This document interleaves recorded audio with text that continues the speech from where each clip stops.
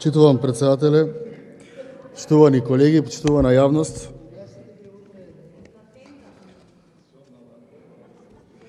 Како пратеник и како човек секогаш се трудам да дадам поддршка на закони кои што означуваат поддршка на капиталот, развојот на општеството, раздвижувањето на општеството, бидејќи за разлика од нас кои што сме практично дел од државната управа, ние живееме со средствата од буџетот, ги трошиме и многу е важно како собрание да се грижиме за оние кои што ги полнат и генерално секогаш сум застапник на тезата да државата створи подобри услови за функционирање на приватниот сектор, независно дали се работи за овој закон или за други закони.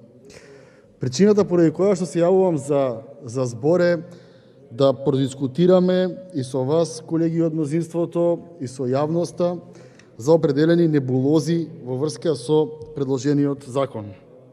Ќе почнам од крајот. Вели глава 5, скратена постапка за донесување на предлогот на закон, со оглед на тоа што не се работи за обемен закон, согласно член 170 од Деловникот на Собранието на Република Македонија се предлага овој закон да биде по скратена постапка. Јас ќе ве потсетам дека овој закон во Собранието е стигнат во јули 2021 година. Ако од јули 2021 година денес дискутираме во речиси август 2022 година по скратена постапка, извинете, ама не знам дали тоа ви звучи логично, бидејќи мене истото не ми е. Второ, при кое што имам недоумица во врска со законот е начела и основни решенија.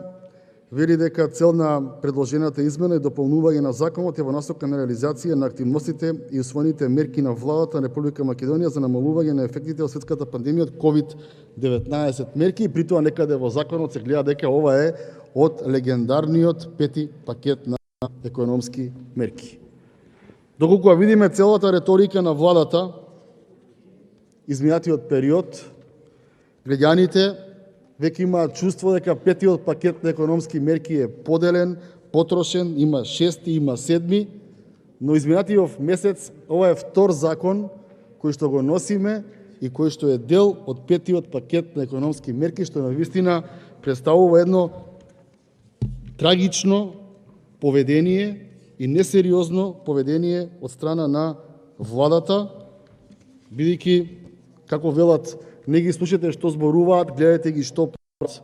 Она кое што се прави према стопанството и према граѓаните на телевизија е едно, а она кое што навистина се прави преку дела е друго, а тоа е дека петте пакети на мерки не се ни блиску до потрошени, ни блиску помошта не е стигната до предпријатијата и до граѓаните, затоа што веќе и февруар и март носиме закони поврзани со петиот пакет на економски мерки, поврзани со COVID-19 кризата.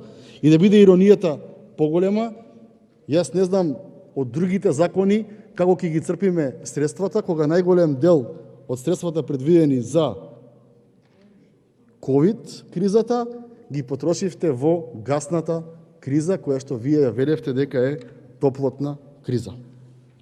Во врска со друг дел од законот, кој што сакам да го споделам и со јавноста и со вас, вели доделувањето на концесија на добра од општи интерес и на јавно-приватно партнерство се воспоставени со договор за кој се пропишани посебни одредби во законот, а за сите прашања кои се однесуваат на договорите и не се пропишани со законот се применуваат одредбите од законот за облигациони односи. И продолжува: со предлогот на закон по исклучок се дава можност за продолжување на рокот на договорот поради настан кој не е по вина на концесионерот и кој не може да се предвиди со склучување на договор, и доколку тој настан влие на предметот на договорот со последици на финансиско работење на концесионерот. Понатаму вели, по ваков случај концесионерот може да бара продолжување на рокот на концесијата само доколку детален финансиски извештај до концедентот со кој ќе се оправда продолжувањето на рокот на договорот поради финансиска загуба. И сега се поставува прашањето: кој за ова ќе одлучува? Дали е тоа министерот? Дали сметаме во организиран систем на држава, еден човек, дел од извршната власт, ќе одлучува што е разумно финансиско работење, колку треба да му се помогне и која сума треба да му се помогне. Зошто во законот никаде не пишува од која комисија тоа ќе биде составено? Зошто не пишува кои се условите и бодувањата?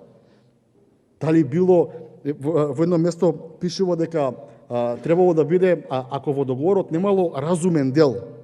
А ние зборуваме за ковид, па ковид е виша сила. А во секој договор, колку и да е мал, колку и да е за небитна работа, секогаш стои виша сила. И ако вишава сила пандемијата не е проблем, проблем е нешто разумно, како што вели во законот, и при тоа министерот сам ќе одлучува колку треба државата да помогне со концесија, или не треба да помогне, и колку треба да се продолжи таа концесија, дали според вас тоа е систем на check and balance, на контрола на извршната власт? Кој го контролира министерот? Министерот го контролира собранието, бидејќи истото го гласа да биде министер. И мене лично ми смета да доаѓаат закони во кои што ние гласаме закон кој што му дава права на министерот да одлучува индивидуално во зависност од тоа дали времето убаво или не е убаво, дали има личен интерес или нема личен интерес. Така беше, колеги, со претходните закони кои што ги гласавме, каде што министерот требаше да определи кои продукти ќе имаат намален, основни продукти ќе имаат, ќе се продаваат без данок, и министерот да одлучи колку време тоа ќе трае. И ние кога се примаме дома од собранието, ние не знаевме да одговориме на најблиските од утредента или за утредента, кои продукти ќе имаат 5%, кои 0% ДДВ, бидејќи тоа му го дававме право на министерот. Извинете, ама тоа не е демократија. Не може извршната власт да диктира на собранието што прави. Граѓаните гласаат за пратеници, не за министри. Често пати вие тоа го заборавате и наистина мислам дека правиме опасни пракси во рамки на собранието. Се зборуваше во јавноста, се зборуваше со представници од владата дека овој закон е наменет за определен концесионер со име и со презиме. Дали, почитувани колеги, сме се запрашале колку овакви фирми има? Дали економија како министерство има формирано работна група која што истражувала за време на COVID-19 пандемијата колку од фирмите што имале концесија претрпале загуби? Дали имаме точна бројка и дали воопшто имаме таква бројка колку од фирмите не го продолживале соодветно тоа за кое што го платиле или земале кредит? Не е во ред да голема компанија која што може да влезе и да тропне на определени врати, да добие овластувања и повластувања согласно закон, а оние кои што не успеале да дојдат до представниците на извршната власт, тоа да го немаат. Жално е да немаме време на ковид колку фирми што копаат или имаат било каква концесија во државата, не продале, не продолживале, не експлоатирале, а за тоа и платиле на државата. Тоа не ни интересира. Не можеме како собрание да се подредиме на политиката купи ден продај на владата, се да им гласаме. Значи да, така и ќе завршам дискусијата. Секогаш сметам дека приватниот капитал треба да представува светост во општеството. Сметам дека државата треба да му помогне, ама тоа да не биде селективно и да не биде само за оној кој што е моќен тоа да го побара и да му се издействува. Сметам дека треба да побарате како мнозинство, бидејќи секогаш 62 е повеќе од 44. Да побарате комисии и работни групи во рамки на институциите на извршната власт, точни бројки да дадат во собранието, па потоа да донесеме закони каде што ги помогнеме линеарно на сите и ќе биде Македонија држава која што ќе има соодветни економски слободи, а не како овој месец, според американскиот Heritage, паднавме за 8 места по економски слободи. Како собрание имаме одговорност и не би сакал никој од мнозинството да смета дека пратеник нема никаква одговорност во ова што се случува на државата меѓународен план, бидејќи тие извештаи и на Heritage и на другите организации ги читаат сите оние потенцијални инвеститори и во Македонија и на Балканот, таму секоја година тонеме и тонеме, и една од причините е селективност во носењето на легислативата. Благодарам.